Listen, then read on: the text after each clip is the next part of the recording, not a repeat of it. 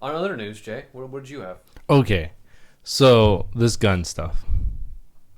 Oh my gosh, I have so much. Okay, first off, I want to talk red flag laws. Okay. Okay. What the crap? What are they? Okay, a red flag law is when someone can, say you have a gun, and they believe that you're mentally unstable and you shouldn't have one. They bring it to the attention of the police. The police can bring it to the attention of a judge. The judge can issue a warrant or something to have your firearms removed from you. And then most of the red flag laws I've read about, it takes you to go back in and prove that you are saying that you should have your firearms back. And this can take months of going through the legal system. And I think they're crap. Like, straight up. The criteria or just the idea? Just the idea of a red flag law. Like your neighbor saying, hey, well, see, officer, this guy is nuts. Right. So I have a real big problem with this. The reason I do is because of the Constitution. Like, it's Amendments 5. I know it's Amendments 5 and 14. I've been seeing people do Amendment 6, but I don't know if Amendment 6. I just read all the amendments in there. Yeah. Oh, there it is. But yeah, Amendment 5. What did I say? 5? 5 and 14 is what 5, 4. Yeah, 5 and 14. Okay. Okay, so it's 4. Sorry. The right of the people to be secure in their persons, houses, papers, and effects against unreasonable searches and seizures shall not be violated, and no warrant shall issue but upon probable cause. Right? Okay. So, and then this next one, yeah, it's more of the number 5 is more of like dealing with war times, but even in that one, it has this is that 5th Amendment. I plead the 5th. Nor shall be compelled in any criminal case to be a witness against himself, nor be deprived of life, liberty, or property without due process of law. So that's number 5. The number 6 is speedy and public trial, impartial jury, be able to confront your accuser, and all that. And then the 14th one is the same thing.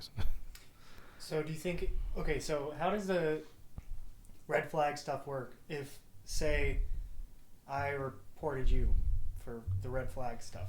Right. Would they get a warrant first? They have to go to it. So in most of the ones I read, they have to go to a judge, and the judge has to issue the taking. The officer. They have to go to the officer first. Well, yeah. You're supposed to go to the police. Police are supposed to go to the judge. The judge issues the warrant, and then they come to you and they take it. To me, the problem is you don't even know that something's going on until they come for your gun. Yeah. So you think it should be like, if there's a red flag law thing, or like if I say, hey, he's a bad guy, I'm pointing at Jeremiah, folks. And instead of just getting the warrant and then taking it, you think that maybe it should be like, I don't know, court summons or something, right? To check and see your mental stability. Well, no, he should defend himself before they go in and start taking stuff. Yeah. Because you're, I think you're putting the cart before the horse then, where they just go in and take everything. Right.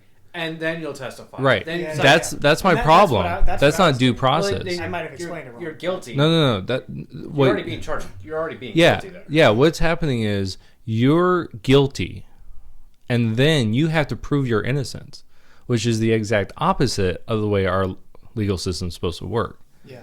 So instead, let's say I would be okay with the law that says someone can bring it up, right? They come to you and say, look, this is what's going on. You have been red flagged. Okay.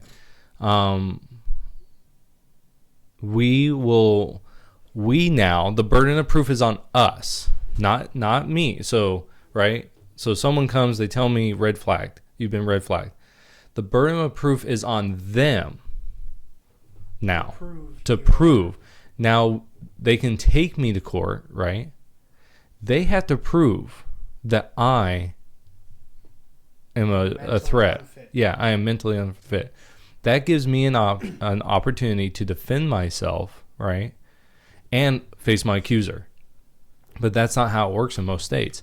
It's they go to a police officer, the police officer goes to the judge issues the warrant, they come and they get your gun. Now guess what, buddy? Now you have to prove that you are mentally fit. That means the burden of proof is on you. Yeah, well, you have to go get a psychologist. You're going to spend a ton of money now to prove. And my problem with it... Well, go ahead. My problem with it is people go, well, why are you afraid? Because have you ever heard of swatting? You know the term swatting? You should know this term. You're a gamer. In the gaming community, they do what's called swatting, where they will call in something into a police station about like how, I killed my mom. I just read an article where this one streamer, he was a Fortnite streamer. Yeah, he got raided, right? Yeah, so he didn't get raided. What happened was someone called in to the police station, his local PD, and said, my name is so and so, the guy's name. I just killed my dad, and I have like other people in the house I'm going to kill. And so they sent a SWAT team to his house. And in another situation, they actually raided the house and someone died. And it was all a joke. Like, it was someone outside the state got pissed off at someone else playing a video game. They called in a threat. The SWAT team came right in, killed someone, and eventually that other guy is, he's arrested and everything. Wow. But you can do swatting. What stops anyone from doing red flag?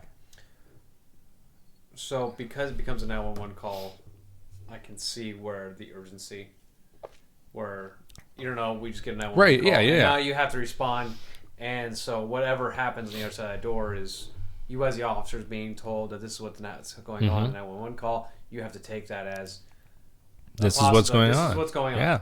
And but for the red flag, I think that should be the officer's discretion immediately. So I report, I give it to you. I say, hey, Officer Holcomb, hey, Jack here is he's crazy. Mm-hmm. He's mentally insane. He's got a gun. He just can't have it. Okay. Well, then you as the officer should be like, well, that's all. That's all I got. Like. Yeah, but how many officers are going to take that responsibility on themselves?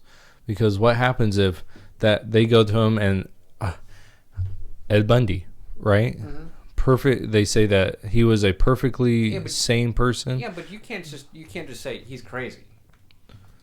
Right. But okay, so you go and you talk to him and he's like, "Oh, well, he's saying he's perfectly fine to me." And then 2 days later, he takes his shotgun, goes to his neighbor and shoots him. But there's no crime to be crazy. Well, there is now. I guess under the red flag thing, there is, but I think so. What is there? Is this a state law? Yeah, these are state laws. Congress talked about picking it up and doing a national red flag law. You better be buddy with all your neighbors then. Well, yeah. I mean, but what if it's this? What if you don't even know the person? They're just someone that you disagree with. And they know that you disagree with them. And they're like, well, I know they have guns, so I'm going to call up the police. They're going to go in there and they're going to take this guy's guns. See, that's what I have a problem with. It's not, if it was like family, I might be more okay. I still am not okay with them coming in and taking the guns.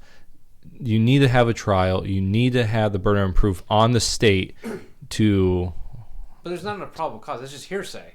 Well, yeah, that's what I'm saying. So if I agree with you. I just think the issue is the immediate from person to officer or person to police, and then it's police is now going to act on it, and that's where the police department goes. We can't do anything about that. Was a crime committed? Did action happen? Was there a threat? Did he threaten somebody with a gun? That would be fine. They would have to do an investigation. But that's not what the red flag laws do. It's this person has been accused.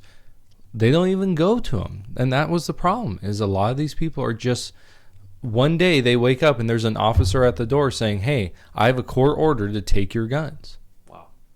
And that's what I have a problem with.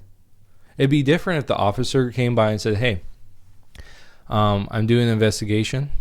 We had a report of some. It was a concerned citizen. Yeah. Wondering about your welfare. Right. Welfare check. How's everything going? Oh, right. Things going fine. Want to come in and have a cup of coffee? Like, what's Right. Oh, okay, seems good to me. Like. Right. But how many officers are going to take that? Well, none. Because if that guy is crazy. And he goes and blows a hole in his neighbor. And the officer's like, well, I thought he was fine. Well, who cares what you think, dude? He just shot someone, right? So that's why they're just passing it. They're just going, I'd be okay if they came in, they did a investigation. They had a trial to put a burden of proof on there.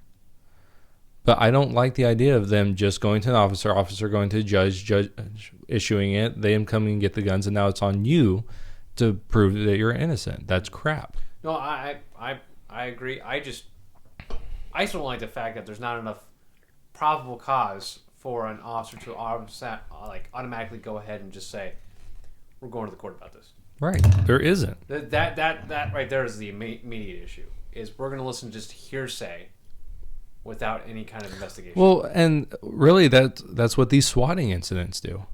But that's different, though. It comes through a 911 call. Okay, but what if I call 911? Mm-hmm. Hey, my neighbor has a gun and he's threatening people's lives. So the officers are going to go over there and he's sitting there with his family. They bust in his door. Someone busts in my door. I'm pulling a gun. Right. Well, that's understandable, but from what the officer's standpoint, it's understandable. Okay, so we have to. What if they don't react? I know. No. I'm not saying they shouldn't react. Mm-hmm. I'm saying there needs to be more than just do it. Like these swatting incidents. There has been multiple swatting incidences, so they need to become more cognizant of that. The police do. They need to get more information. So I think that's not the police. That's between the 911 dispatcher and the individual bringing the call in. Yeah, but when the police show up on site, what's nothing going on? Yeah, what's the first thing they do? Well, when they arrive on scene? Yeah, you listen and hear what's going on. Right. So between the SWAT team shooting up, the call coming in, the thing being issued to. Going to dispatch and being dispatched to the officer. The officer decides, goes to SWAT. SWAT responds on scene. That's a whole amount of time they should be investigating. Right? They should be not investigating in the sense of like, let me come over here nice and easy and where were you at this time? No, but I mean like going over, checking it out, make sure things are going on, issuing commands. That depends on the situation though. If we're talking about like a hostage situation, there's 20 guys with guns at the bank, like they're right. You have witnesses for that. Yeah, but you would have witnesses. You would have cameras. You would have those things. But you're going to a house. No, I know, but I'm talking about from the 911 call for the officer to respond. Right. Okay. There is no. Let me go ahead and look through the cameras to go ahead and see what's going on. But when that officer arrives, right. What are these? The situation. You gotta wait. This isn't a domestic violence where you go up to the door and just listen and hear if there's arguing going on. Right. If you hear some kind of violence. But see, what's happening is like in this one instance where someone died, they just went in. They didn't do any. Hey, let's find out. Let's call the place. Right now, the second one, the one where. Why would you call the place though? I don't think you should be returning the call. Okay, so here's a perfect example. The guy that got the swatting incident, right? Mm-hmm. They called the house. Right. You know who picked up? Who? The dad. The one that was told that they were told died, had been murdered. Mm-hmm. So they called in. The dad's like, "No, I'm here," and he walks out. That de-escalated the situation. But there's been other times where they don't. They just go in. Mm-hmm. And that's a problem with the swatting stuff. So how many, based on all the 911 calls that happen, how many are swatting stuff? Well, I mean, probably. Not a lot. Yeah, I mean, it's not going to be something. Right, so. But what I'm saying is if you can do that and get the cops to just go in, right? Okay. Because it happens. No, I understand it happens, but I think the 911 call is different from like the priority is different than something like a red flag because the time it takes, the issue that's at hand is much different. Is you have an immediate emergency than my neighbor suspecting something. But what if they call 911 though? But what? For a red flag. For a red flag? Yeah. Well, my neighbor's crazy. Yeah, he has a gun. Okay, I walked in with a gun. I mean, I do it all the time. Mm-hmm. You know, we go out shooting. I put my guns in the car. I leave. What if my neighbor calls up 911 and says, "Hey, he has an arsenal. He has like a bunch of rounds. Looks like he has assault rifles. You know, he has a gun on his hip. He's going to do something bad."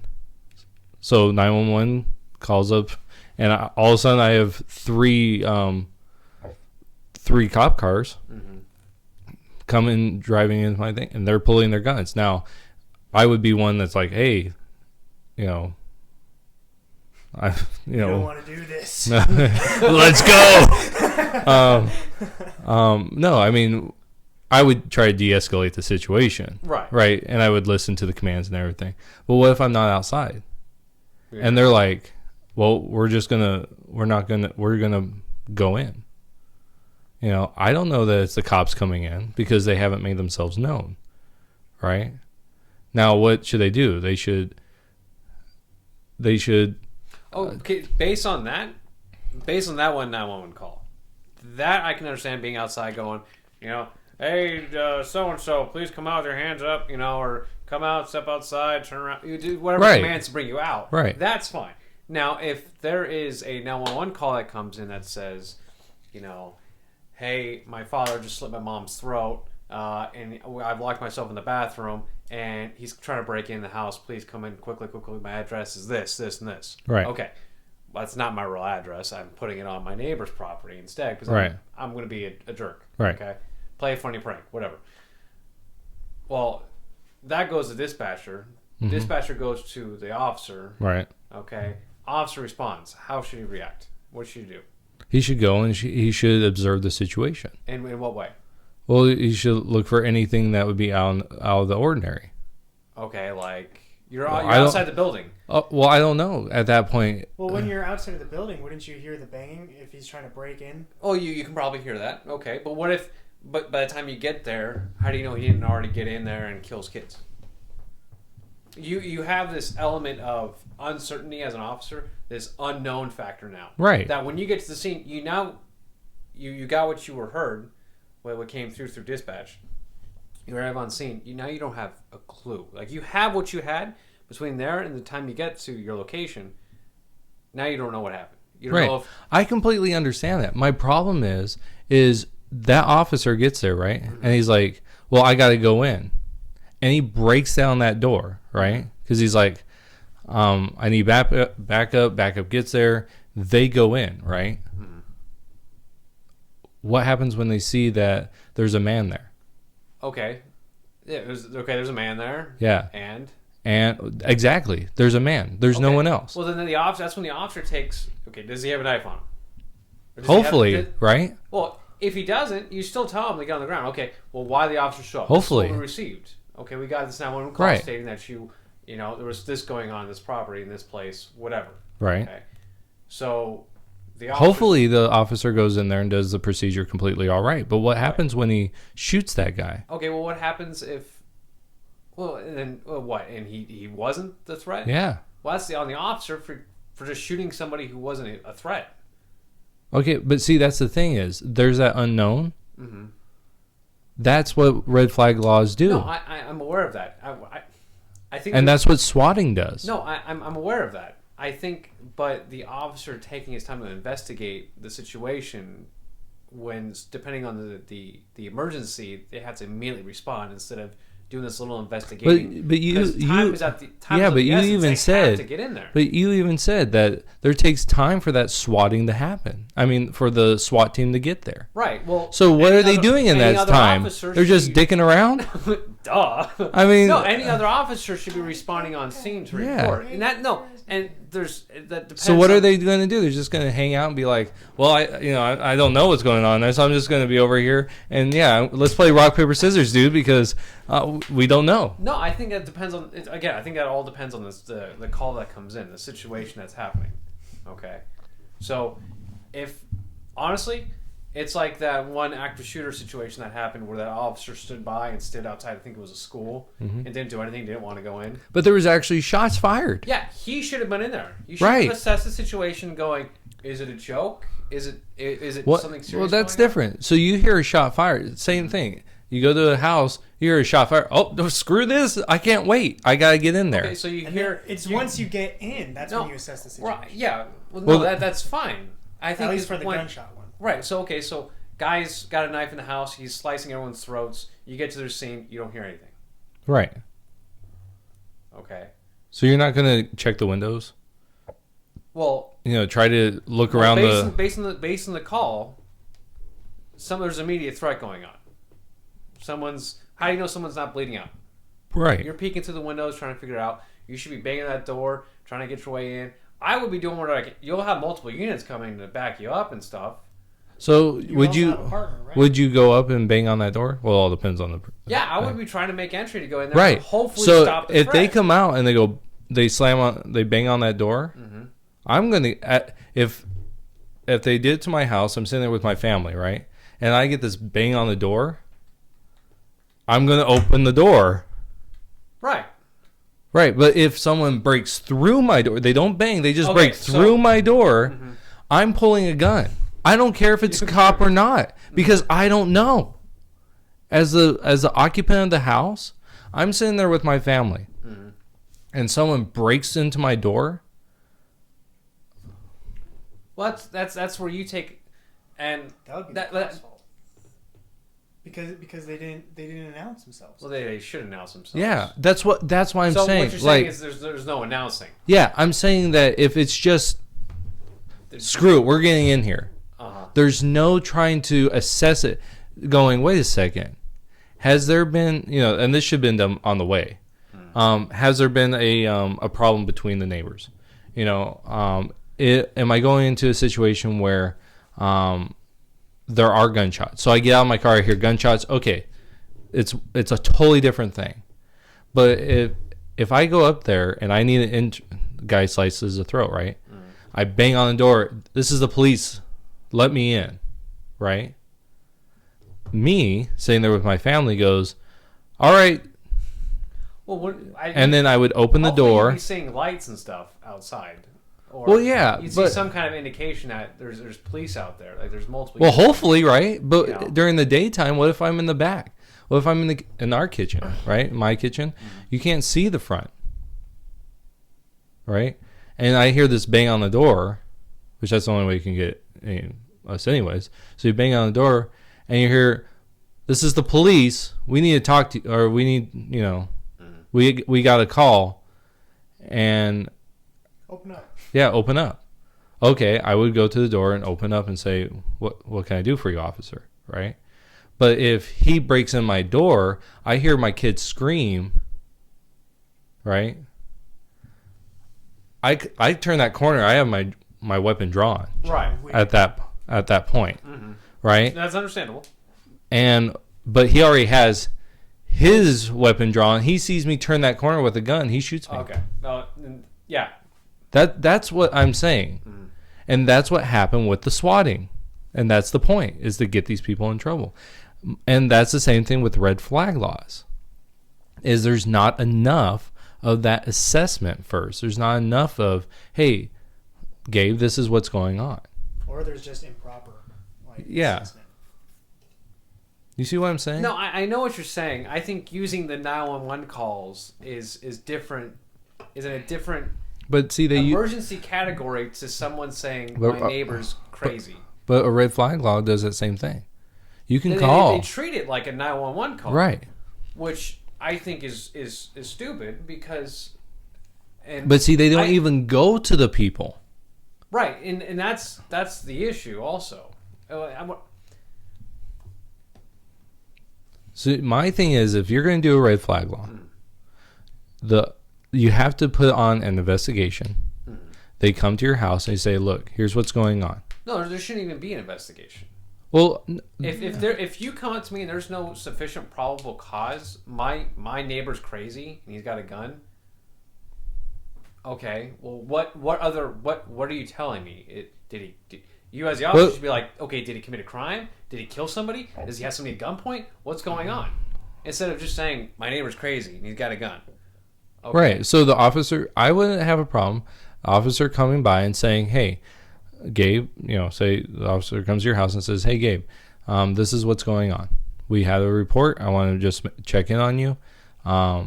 Would you mind if we talk? Can I come in?"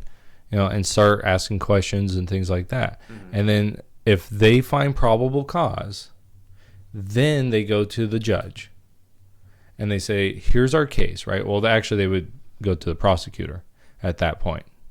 Go to the prosecutor, say, "Hey, I do think that we need to move forward with this red flag law." Then you, as the person who is being accused here, gets a trial. Right. You don't have to go any further. I understand where you're going. Right. Right. And that's my thing. Right now, that's not the way red flag laws work. It's just someone tells, they get a warrant, and now they take your guns. And now you have to prove your innocence. Right. No, trust me. I think it's stupid. You don't have to explain whether or not it's stupid or not. I just disagree. I think it's where I just disagree with using the example of 911 calls to the red flags. That's it. Do I agree that they're stupid red flag laws? Of course. I'm using the swatting as an example of people not using the laws correctly. Mm-hmm. That's what I'm saying. And if they can do that on something that is so big, how much easier would it be for the red flag laws? I agree.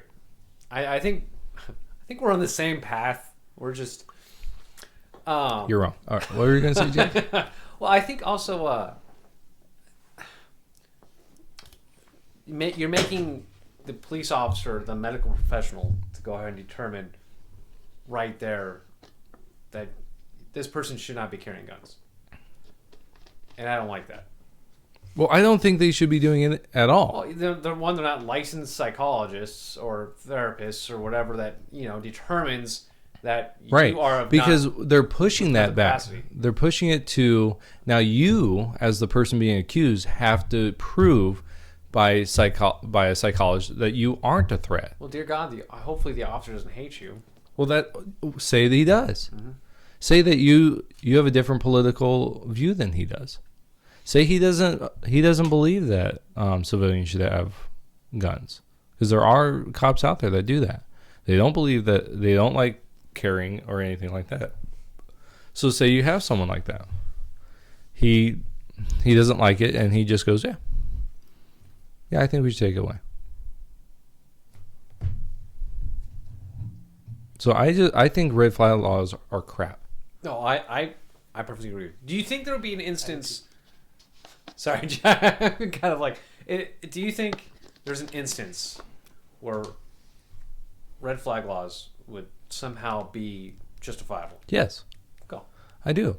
I think that a family member who sees it, actually, this is what happened. El Paso, right? The mom contacted the police and said, "Hey, my son bought a rifle. Seems to be kind of going through something." The police officer responded with, "I can't do anything. He's old enough to own a rifle." In that situation, I could see a family member who sees a problem saying, "Look, can you come by and talk with my boy?" Right? And then the officer can assess the situation and say, "Yeah, we probably need to, go a little further with this." I could be perfectly fine with that. But there's due process. The kid gets to have a trial, the state has to prove that it's lawful to take his guns away. Right? Well, unless it's a really bad situation, they walk into his room and he has, a kill list. Yes. Then it's like, okay, well, dude, I think we need to take this. That's different. This away from you. That's only evidence. We don't know for sure. What is that? Is that conspiracy, or is that? No, conspiracy needs 2 people or more. That's right. You're yeah. Right. So it says John and me are going to go. Here's my list. Right. That's a conspiracy. But no, what I'm saying is, like, if it's a family member, they contact. The police officer comes in and says, "Hey, let's talk for a while." No, And then I think the family member needs some kind of medical thing to determine that, hey, my son here is just he's not fit to have a firearm. He's got some medical conditions. He's got this going on. He shouldn't be owning a firearm. Well, and I think then the officer can be seeing this stuff and go, "Oh, okay, no, this is understandable." Right. And then he can bring that. But that's part of the investigation. Right. Now think about if you had a crazy uncle who doesn't like you, Jay, and says, my nephew here, he's got guns and he's crazy. Right. But what I'm saying, the officer comes by and starts talking with you. Say the uncle, he talks with the uncle and says, "Hey, okay, explain to me why." And uncle goes, "Well, that piece of crap, he didn't like my wife's turkey gravy." And he said, and the officer goes, "Okay," and moves along. Well, what if he comes up with some more lies? Like, well, he's been going crazy. He's been, show me the evidence. He's flashing guns around. Okay, so now what the officer he goes, who else? Who else has seen this? Has it just been you? Then right. you need to go to the court and get a restraining order. So the officer makes an immediate investigation. He's right. doing his due diligence and things. Right. He's questioning everybody. Right. But if there's no crime, but that's what I'm saying is he's going through all this. But say he goes to the mom and the mom's like, "Yeah, he's on psychoactive drugs. He's been in the hospital several times," and the officer can be like, "Oh man, like." There's more and more here. He goes, "Okay, now let me go talk to Ben, the boy." He goes into Ben's room, and there are pictures of someone shooting other people, He's got hundreds of thousands of rounds in the corner, He's just stocked up. He's got body armor. He's got all these things. And the cop goes, no crime. No crime's going on.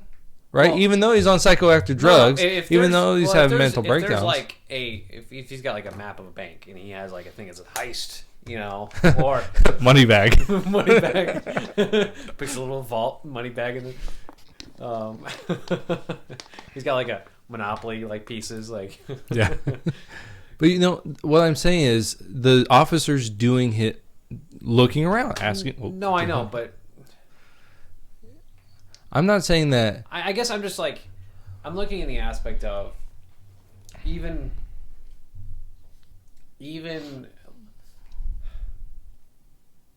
if there's no crime being actually being done, Mm-hmm. you as an officer just think his mental state can pose a threat to society based on nothing that has happened, and so that's what you now. I don't know how officers or how the state deals with.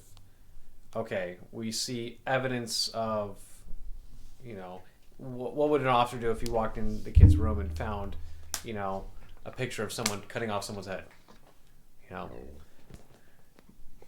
I mean, am I not allowed to have those kind of stuff on my wall? Would I? No. We're going to clarify that right now. Sure. But, why?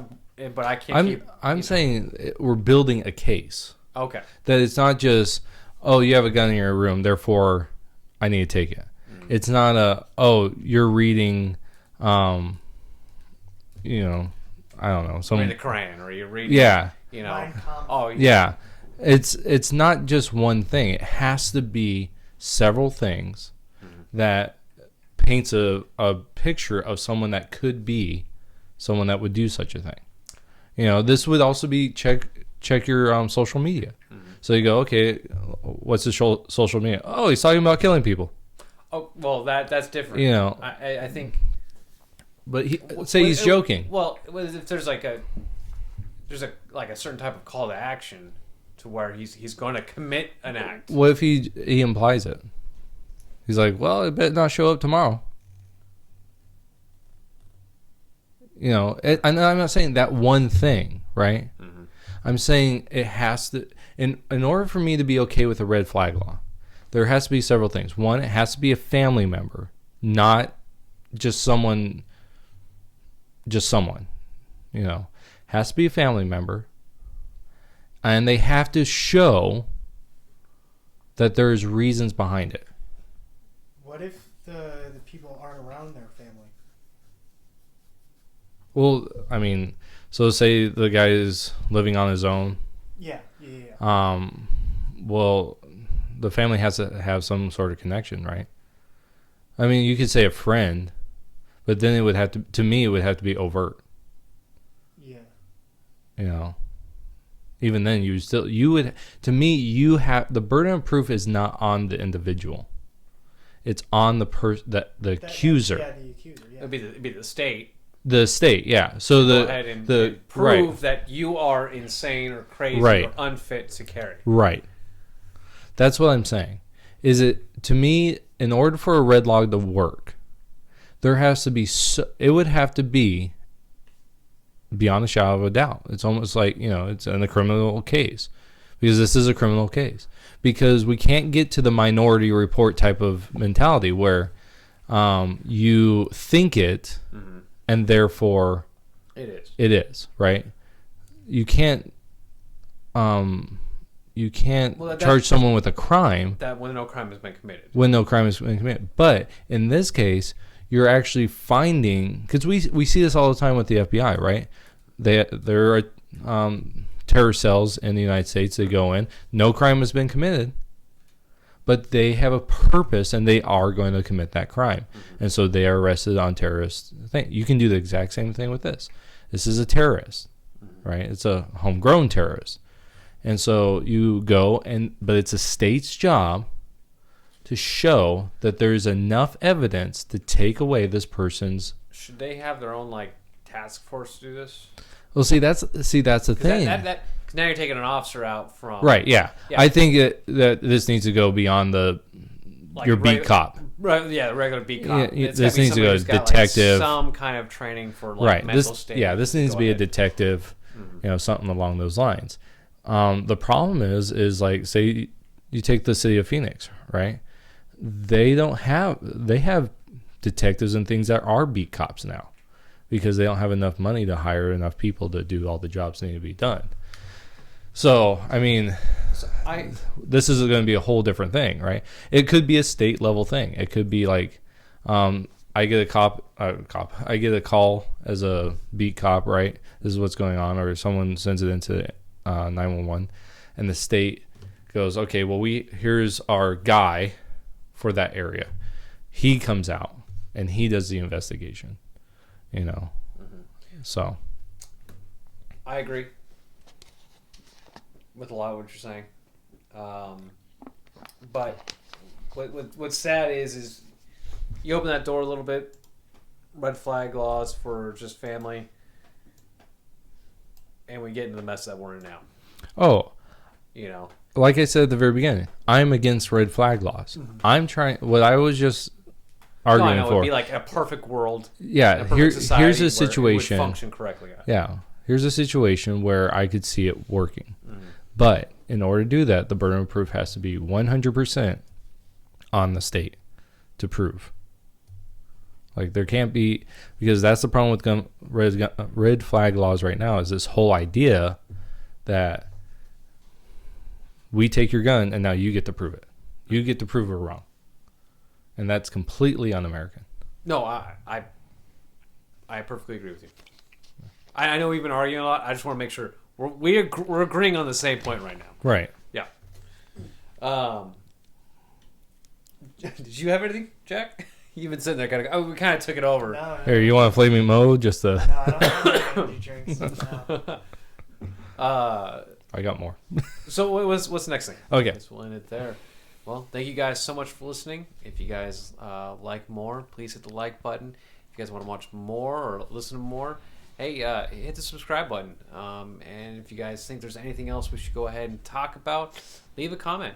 But again, like button, subscribe, and I guess we'll see you guys in the next podcast. Yes. Take care. Yep. Take care. Hasta luego.